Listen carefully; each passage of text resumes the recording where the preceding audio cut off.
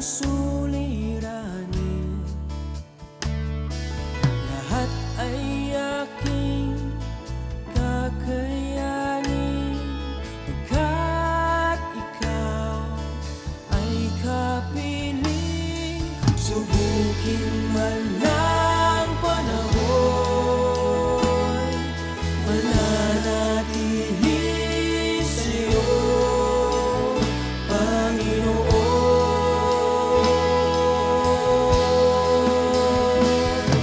Walang alinlangang maglilingkod, walang pangambang sa'yo ay susunod. Hindi susuko at hindi ito, patuloy lamang sa iyo, Panginoon.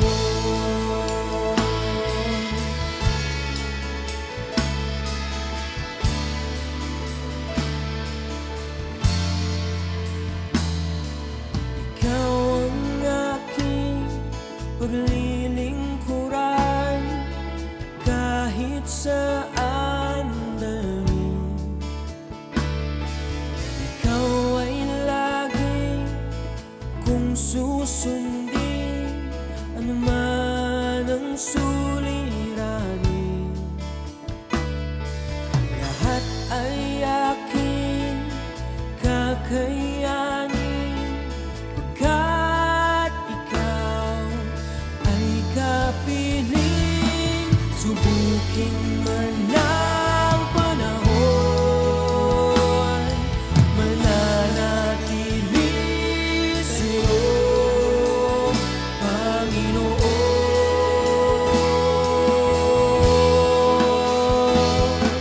Walang alinlangang maglilingkod, walang pangamba.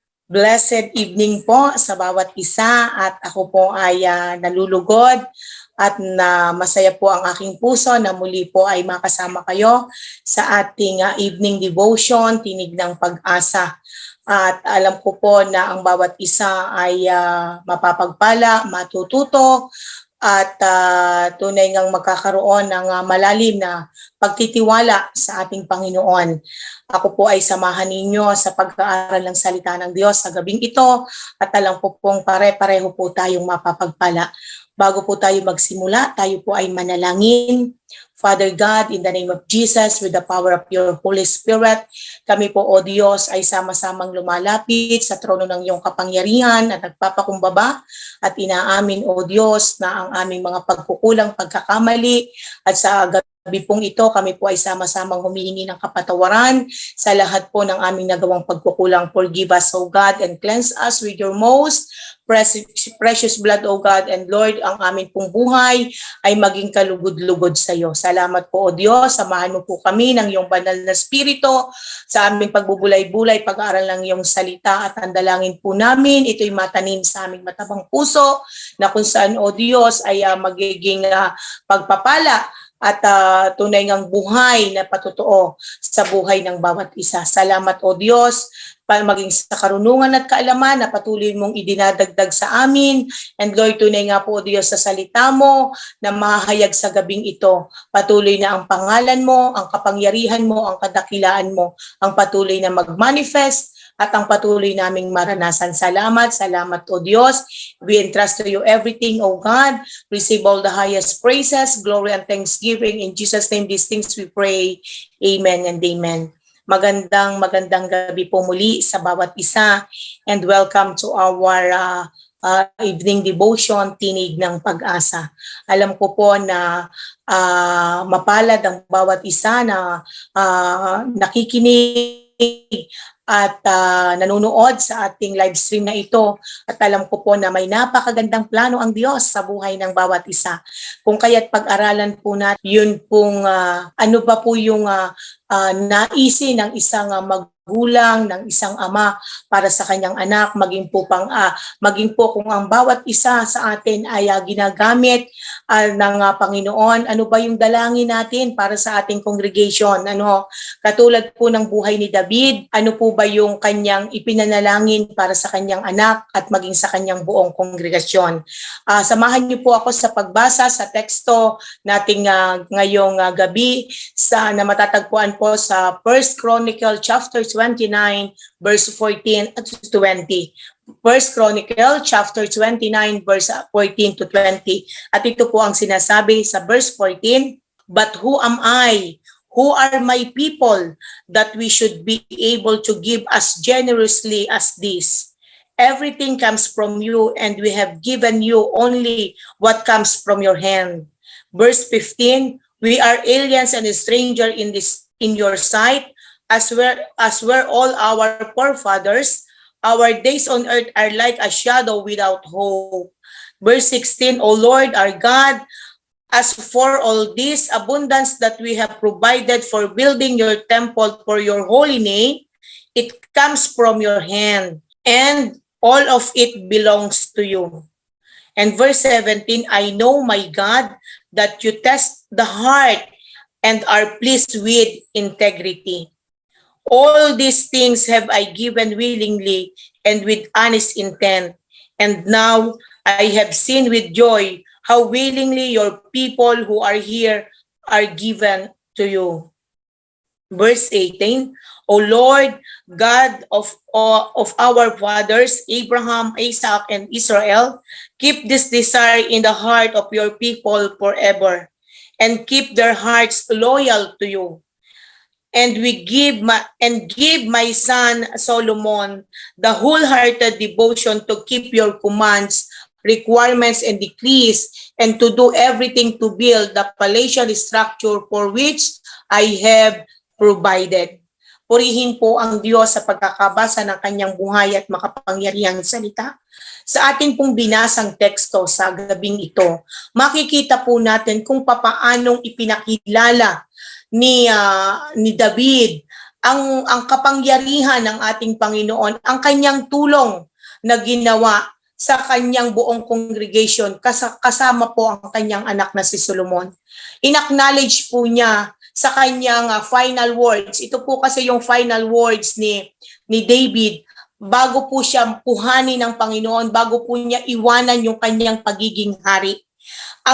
Na-provide na po niya ang lahat ng pangangailangan, ready ng lahat, nakaplano na ang lahat. Ang kinakailangan lamang ay ipagpatuloy yung kanyang nasimulan. Gawin ng maayos yung kanya pong naging plano. Sabi nga po, ang everything was already prepared. Dito po sa ating binasa. Alam po natin na ito po ay, sabi nga po doon, ay ito po yung kanyang meron po siyang deepest prayer or request para po sa kanyang anak na si Solomon, sapagkat alam po natin na si Solomon ay pinili na sumunod na hari kay David bilang kanyang anak ni David, ay siya yung susunod na magiging hari ng buong Israel. At ang nais niya kung papaano na siya ay sa kanyang sabi nga pamumuno bilang hari ng Israel sa looban ng almost 40 years, na siya po ay naging tapat. Bagamat siya si David ay nagkasala, si David ay nakakumit ng mga bagay na hindi kalooban ng Diyos, ngunit may ginamit na tao para siya ay ituwid, para siya ay i-review, na para makilala niya ang kanyang pagkakamali. At hindi po, ang puso po ni David ay sobrang mapagpakumbaba kung bakit agad po ay kanyang kinilala, agad po ay kanyang inamin, agad po siya ay nagpakumbaba na siya po ay nagkasala. At buhat po noon na tinalikuran niya ang lahat ng hindi mabubuting gawa, at naging loyal siya, naging tapat siya, naging maayos, na fix yung kanyang puso, ay kinalugdan po siya ng ating Panginoon. At ayaw niyang masayang kung ano yung kanyang pinagpaguran, kung ano yung pinaghirapan niya, kung papaano ayaw niyang masayang yung pagpapala, yung lahat ng karunungan, kaalaman na ibinigay sa kanya ng Panginoon. sapagkat alam po natin na sa bawat pakikibaka ni David, sinasamahan po siya ng ating Panginoon at naandun po ang kanyang pagtatagumpay. Ang nais niya sa kanyang anak na susunod sa kanyang na uupo sa kanyang trono ng hari ng buong Israel. Nais niya na ang kanyang anak ay magkaroon din ng isang matapat na puso, yung loyal, pure heart. Kaya po nasabi niya itong final words niyang ito na ang lahat ng meron tayo ay galing sa Panginoon. Yung ating pinagtipon-tipon kasi nag-set po ng magandang example si David na siya yung nanguna sa pagbibigay. Bilang hari, siya po yung kinakitahan na siya po yung naging una sa pagkakaloob. Kaya po sumunod yung kanyang buong congregation. Sumunod? Kaya po napakahalaga sa atin na bilang tayo nangunguna, namumuno, tayo po yung nag-i-initiate, tayo po yung kinakikitahan ng magandang example. Para yun po yung sundan ng ating pong mga nasasakupan, yung mga taong ipinagkatiwala sa atin. At ang panalangin ni David ay ganito yung mangyari na bigyan ng isang matapat na puso, ng isang maayos na puso ang kanyang anak para po mapangunahan ang buo niyang kongregasyon, ang buong Israel. Kaya po ito yung matinding panalangin ni David para po sa kanyang anak na si Solomon. Kaya po yung pag-aaralan natin sa gabing ito, ayun pong Father Heart's Desire or Father Heart's Desire or Prayer. Ano po ba yung dapat lagi, ano ba yung ipinanalangin ni David para po sa kanyang anak? Ano po ba yung hindi lang po sa kanyang anak, sa buo niyang congregation, idinalangin niya po, inilapit niya ito sa Panginoon? Ano po yon? Ang sabi nga po doon ay ang nais po ang una po niyang ipinanalangin ay ang kanya pong anak at ang kanyang buong kongregasyon ay magkaroon to have a fixed and loyal heart. Ito po yung kanyang dinalangin na ang kanyang anak ay magkaroon ng fixed and loyal heart. Bakit po kinakailangang fixed? Ang pag sinabi po nating fixed, yun ay yung pong nasa kaayusan, maayos. At pag sinabi po nating loyal, naandun po yung tapat or matapat na puso. Bakit po? Kasi po nung mga panahong yon, si Solomon po is isang kabataan. Isang kabataan na pamamahalaan niya na para siguro namamangha siya or nabibigla siya kasi sa kanyang murang edad ay pamamahalaan niya. Ang sinabi nga po niya yon, ang isang bayan na ang mga mamamayan po ay sindami ng alabok sa lupa.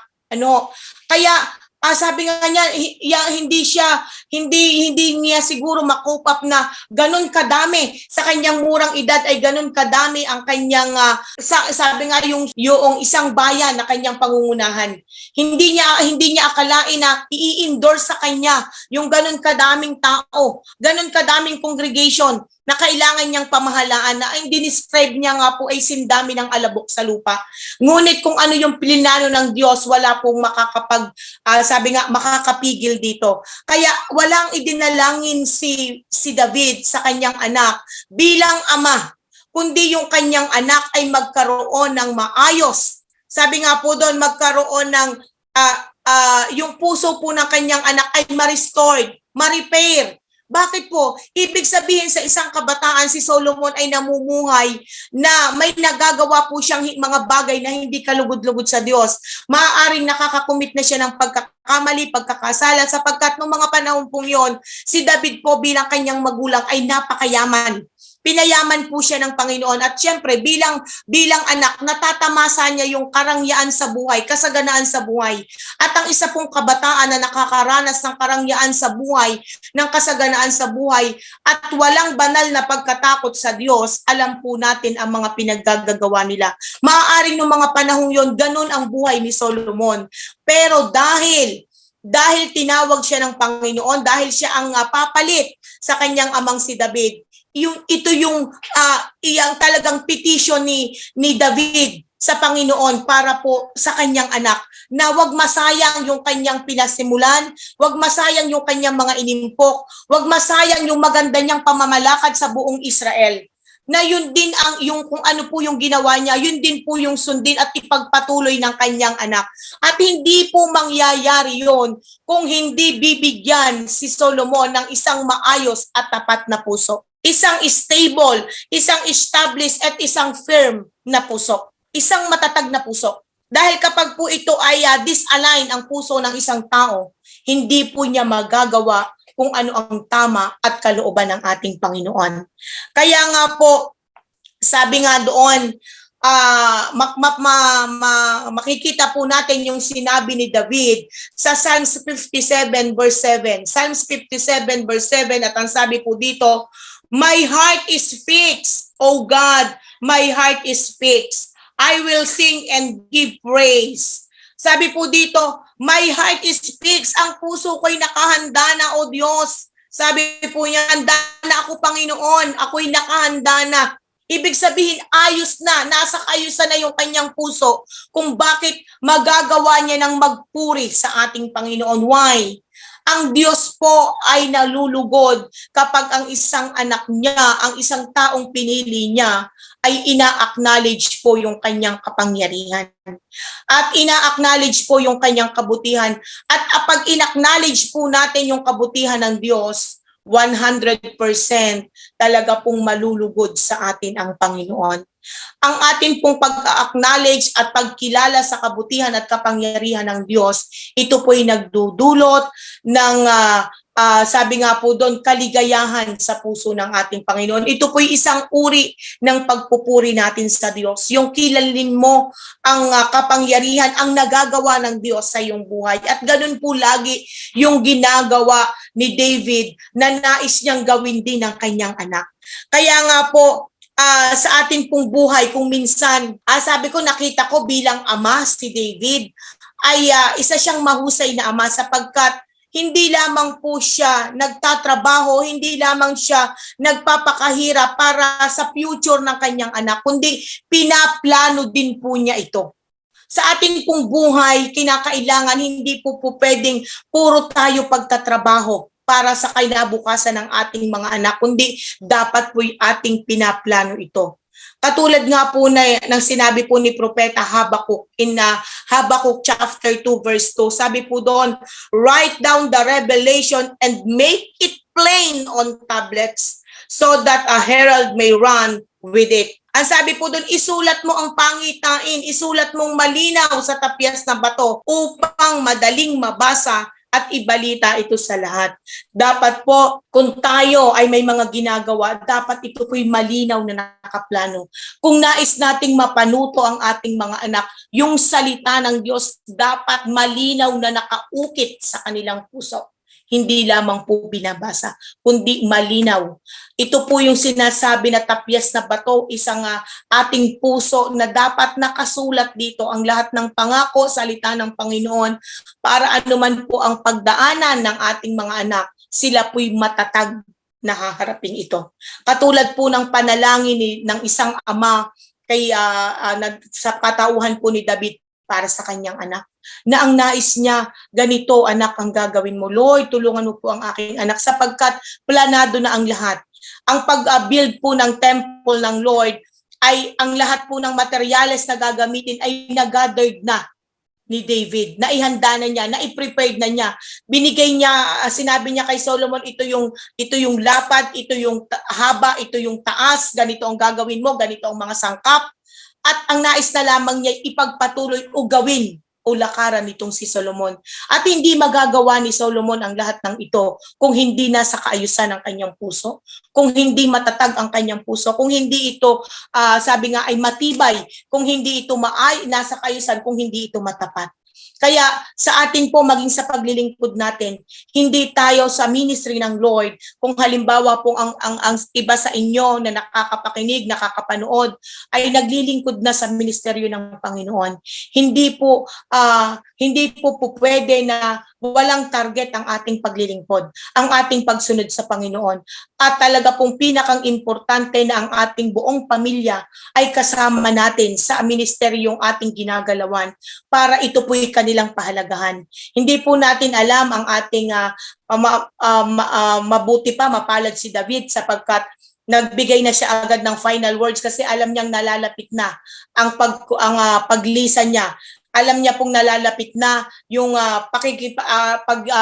pagharap niya sa Panginoon. Alam niya pong malapit na siyang mawala bilang hari. Kaya nagkaroon na po siya ng final request, final words, final prayer para po sa kanyang anak at sa buong kongregasyon. Kaya po sa bawat isa sa atin, wag lamang po nating pagtrabahuhan, paghirapan, kundi iplano po natin at ipakita, sabihin po natin sa ating mga anak, even sa ating mga nasasakupan, para kung ano man po ang mangyari sa araw ng bukas na hindi po natin alam natin na makakapagpatuloy ng may kaayusan ang atin pong pinamumunuan. Lalong higit po ang ating pamilya na tunay nga na ating laging kasama. At ang sabi po dun sa ikalawa, ang sabi po doon, ang panalangin pa rin ng isang ama na si David para sa kanyang anak ay sabi nga po, to have an obedient heart. Hindi lamang po fixed and loyal heart ang kanyang ipinanalangin, kundi magkaroon po ito ng obedient heart. Katulad po nung sinabi sa verse 19. Ano po ang sabi sa verse 19?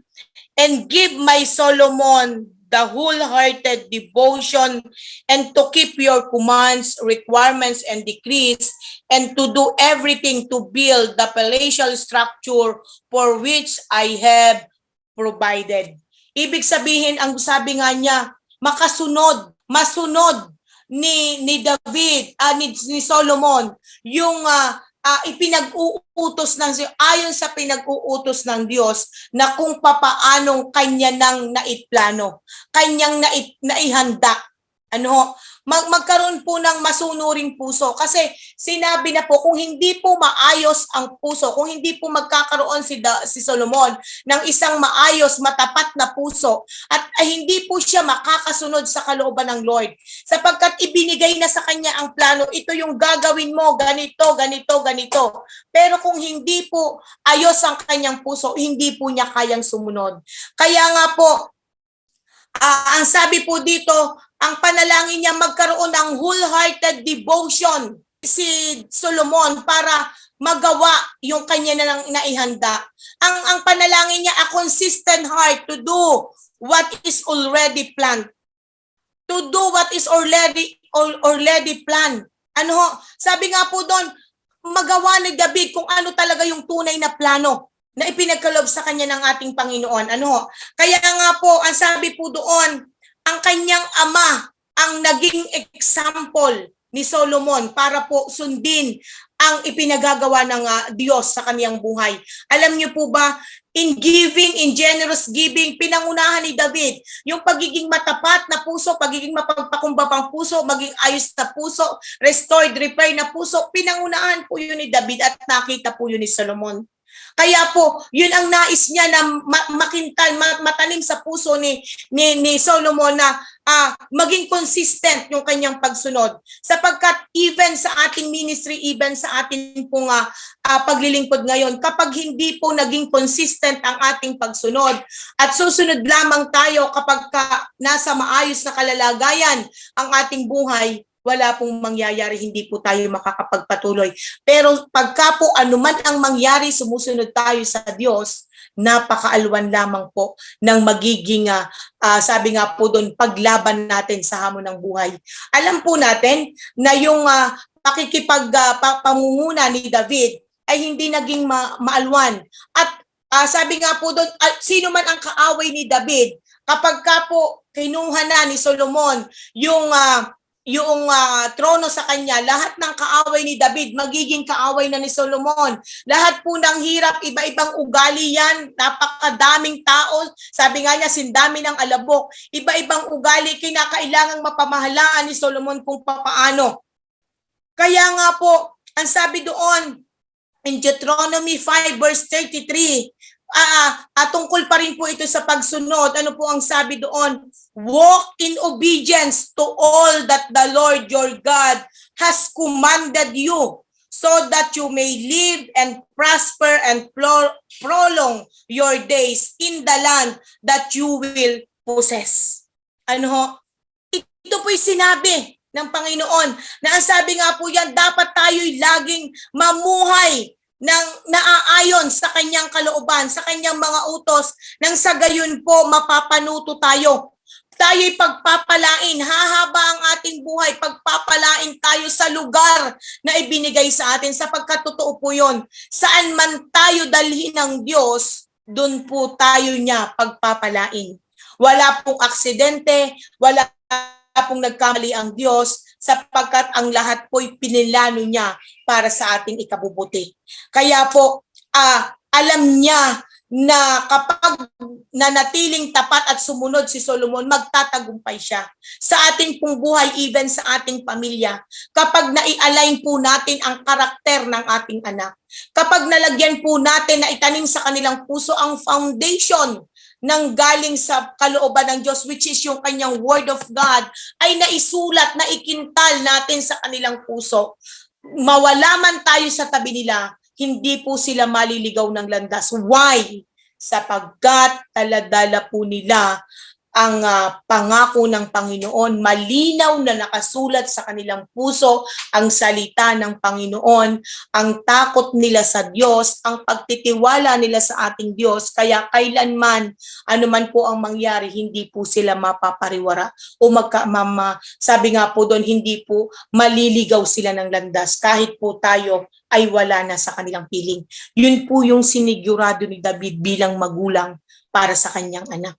At ang ikatlo po, ang sabi po doon, to have a prayerful and worshiping heart. Ano po ang sabi po doon sa verse 20?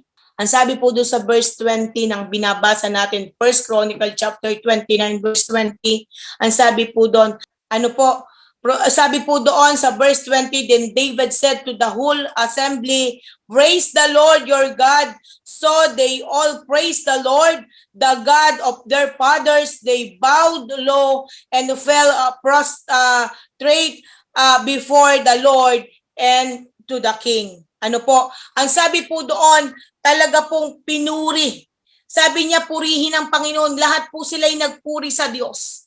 Nagpuri sila sa Panginoon, at even yung hari, si David, ay kanila din pong pinasalamatan. Dahil bakit po nila unay Diyos ang pinasalamatan nila, pinuri nila, pangalaway si David. Bakit? Kasi si David po ang naging instrumento ng Diyos para po mabuksan ang kanilang kaisipan, na dapat nga pala'y sila'y mamuhay ng may katapatan, mabuhay na sumusunod sa kalooban ng Diyos, mamuhay ng mayroong mapanalangining puso, mabuhay ng may nagpupuring puso. Kaya yung atin pong ikatlo, to have a prayerful and worshiping heart. Ano po? Ito po dahil yun yung panalangin niya. Ano, kaya po nagpapasalamat yung buong kongregasyon sa kanya. At even po si David, alam niyo po, kinilala niya na hindi niya kaya. Kinilala niya na hindi niya kayang mag-isa. Kaya pinangunahan lamang niya yung pagkakaloob, pinangunahan lamang niya, nag-initiate lamang siya na ito yung share ko, ito yung kailangan natin. At dahil na in-encourage niya ang buong Israel, kaya anuman ang meron sila, nagtulong-tulong. O ito meron ako, ito meron ako. At pag pinagsama-sama, makakabuo ka ng isang templo. Makakabuo tayo ng isang templo. At yun po yung nais ng Panginoon na even po sa ating paglilingkod at pagsunod sa Diyos, wag po nating aangkinin yung tagumpay. Kailangan natin ang bawat isa. Kailangan natin ang bawat isa. Gaano ka man kayaman, gaano man ikaw ay ang well-afford ka, hindi mo pa rin kayang mag-isa. Kailangan mo pa rin ang iyong mga mahal sa buhay, kailangan mo pa rin ang tulong ng iyong kapwa. Kailangan mo pa rin ang tulong. Ayun po yung magandang example na ibinigay ni David, na even na napakayaman na niya, na siguro kaya niyang ipatayong mag-isa yung templong yon, pero hindi niya in-acknowledge na po pwedeng siya lamang, kundi isinama niya ang buong congregation para po matuto silang sumunod ng may pagkakaisa. Kasi po gusto din ni David na mabuild sa kanila yung unity. Ano ho? Kaya ang sabi niya, in-encourage niya, sige, magtulong-tulong tayo, kung ano man ang meron kayo, itulong ninyo para mabuo natin ang templong nais ipagawa ng Diyos sa atin. Kaya po, na-encourage niya na patuloy na magbigay ng may katapatan. Pinangunahan niya. Kaya tayo po bilang leader at tayo din naman po bilang nangunguna sa isang congregation, dapat makikita sa atin yung tayo po yung mag-i-initiate, na tayo po yung una na makikitahan ng magandang example para sundan po nila ito. At ganun po yung nangyari kay David. Nag-set po siya ng magandang halimbawa kung kaya't yun po ang sinundan ng kanyang anak na si Solomon at maging po ng kanyang buong kongregasyon. Kaya po, dahil po si David ay mapanalangin, lagi po siyang tumatawag, lagi po niyang kinakausap Panginoon. Wala po siyang ginawa kundi magpuri sa Diyos. Kaya po, lagi siyang nagtatagumpay sa kanyang lahat ng laban. At yun pala po yung sikreto. Kapag ka po tayo may laban sa buhay, lagi po nating i-acknowledge ang kapangyarihan ng Diyos. Ikaw man magulang kapatid, sa oras na ito'y dumadanas ng matinding pagsubok, matinding laban sa buhay, i-acknowledge mo lamang ang kapangyarihan ng Diyos. Na sinasabihin mo sa Kanya, Panginoon, hindi ko po ito kaya, pero kaya mo para sa akin. Panginoon, tulungan mo po ako sapagkat hindi ko po kaya. Panginoon, kulang ang aking lakas, kulang ang anumang meron ako, pero dahil nandyan ka, kasapatan kita.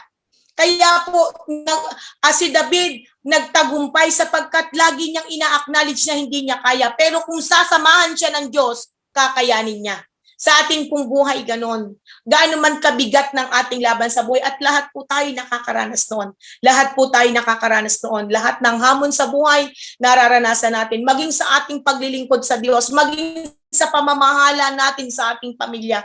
Ito po ay, sabi nga ay, everyday is battle. Lagi po tayong nakikipaglaban. Pero, dahil po kasama natin ang Diyos, kasama natin, ina-acknowledge natin at kinikilala natin at nakikiusap tayo na, Lord, samahan mo po ako. Samahan po ako ng iyong kapangyarihan, ng iyong banal na spirito. Kaya sa ating lahat ng laban na ipapanalo po natin, gaano man po ito kahirap. Ang pinagdaanan po ni David ay hindi maluwan. At ganun din po yung anak niyang si Solomon. Pero alam niyo po, natutunan ni Solomon, dapat laging nananalangin, tumatawag sa Diyos, dapat laging nagpupuri sa Diyos. Sabi nga po doon, alam po natin kung ano lamang yung hiningi ni Solomon sa Panginoon. Pero dahil do sa katapatan ng kanyang puso, dahil na-please niya ang puso ng Panginoon, dahil si Solomon po nung tinanong ng Panginoon, tingnan po natin sa 2 Chronicle chapter 1 verse 7 to 12. Ang sabi po, babasahin ko po sa inyo. Sabi po dito, that night God appeared to Solomon and said to him, ask for whatever you want me to give you.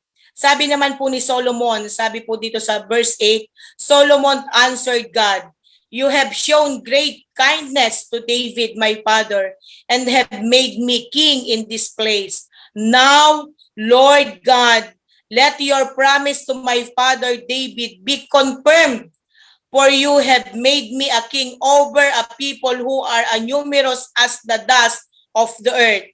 Verse 10, give me wisdom. Alam po ang sabi ng Panginoon, hingin mo kung ano ang gusto mo at gagawin ko sa iyo. Pero ito po yung hiningi ni David, ni Solomon. Ang sabi po doon, give me wisdom and knowledge that I may lead these people.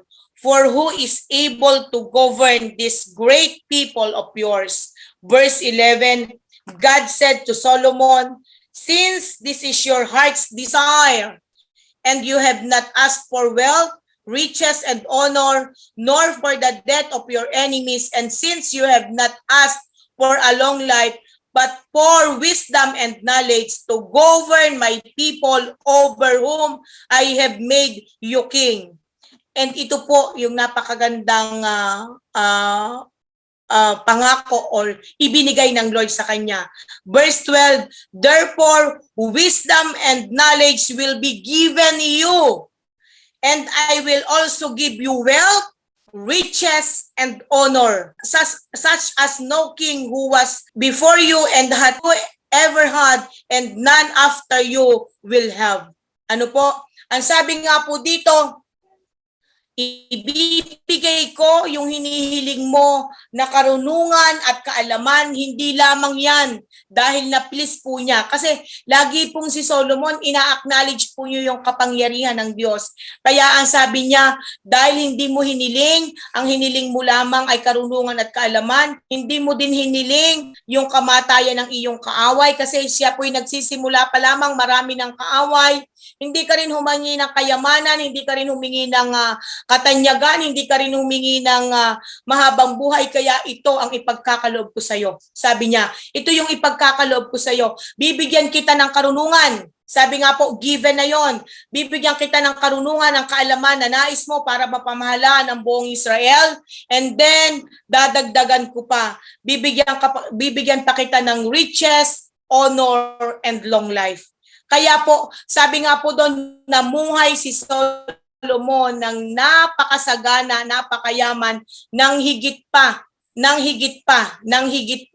sa kanya pong, sabi nga po doon, higit pa sa mga naunang hari at sa mga susunod pang hari. Kaya po napakadakila po ng ginawa ng Panginoon sa buhay ni Solomon. Kaya po sa oras na ito, alam po natin na nakita po natin yung tatlong bagay na ipinanalangin ni David para po sa kanyang anak. At yun po yung pinag-aaralan natin, Father Heart's Desire. Na ito po yung wala kundi yung to have a fixed and loyal heart, to have an obedient heart, and to have a prayerful and worshiping heart. Ano po, dahil ang Panginoon natin kapag na-please natin ang Lord, kung papaano siyang nangako sa ating mga ninuno, sabi po doon, ano po ang sabi po doon, ang Panginoon natin na si Jesucristo, sabi po sa Hebrews chapter 13 verse 8, the Lord is the God of Israel, Jesus Christ is the same yesterday, today, and forever. At ang sabi po sa Romans 10 verse 11, anyone who trusts in Him will never put to shame. Alam po natin na ang sino mang taong nagtitiwala sa Panginoon, kailanman hindi mapapahiya. Kaya alam ko po sa gabing ito, tayo po ay napagpala sa salita ng Panginoon. Tayo po ay magkaroon, lagi po nating ipanalangin sa ating mahal sa buhay, sa ating mga anak, sa ating nasasakupan, na lagi silang magkaroon ng maayos, matatag, masunurin, mapanalanginin at nagpupuring puso. Para anuman po ang mangyari, makasama man po na natin sila o hindi, mapapanuto po ng maayos ang kanilang buhay, magkakaroon po sila ng isang masagana, matatag na buhay para sa hinaharap. Muli po, magandang gabi sa inyong lahat. Tayo po ay manalangin. Father God, in the name of Jesus, with the mighty moving of your Holy Spirit, marami pong salamat sa gabing ito sapagkat muli kami nagsama-sama upang pagbulay-bulayan ng iyong salita. Marami pong salamat, O Diyos, sapagkat ikaw ang napaparangalan lagi sa aming buhay. Maraming salamat sapagkat pinaalaala mo sa amin na dapat kami magkaroon ng maayos, tapat, masunurin, nagpupurin at mapanalanginin puso. Salamat, O Diyos, sapagkat lagi mong ipinapaalala sa amin na dapat anuman ang mangyari, masunod po namin lagi ang kalooban mo at mapanuto ang aming buhay. Ang dalangin po namin sa aming mga anak na pinamamahalaan, anuman po ang mangyari, ay maging ma-align lagi ang kanilang puso, ang kanilang buhay sa iyo upang anuman po ang mangyari sa araw ng bukas, lagi pong naka-align ang kanilang buhay sa iyo. Maging sa aming buong congregation, buong pinamamahalaan at pinagkakatiwala sa amin, bigyan mo po rin sila ng maayos, matapat at masunuring puso, pusong nananalangin, pusong nagpupuri sa iyo. Ang lahat pong ito, O Diyos, ay hindi namin kayang gawin kung wala ang pagtulong, paggabay at ang patnubay ng iyong banal na spirito. Salamat, O Diyos. Ipinagkakatiwala po namin sa iyo ang lahat ng bagay. Receive all the highest praises, glory and thanksgiving. In Jesus' name, these things we pray. Amen and amen. So God be the glory po. Magandang gabi po sa bawat isa.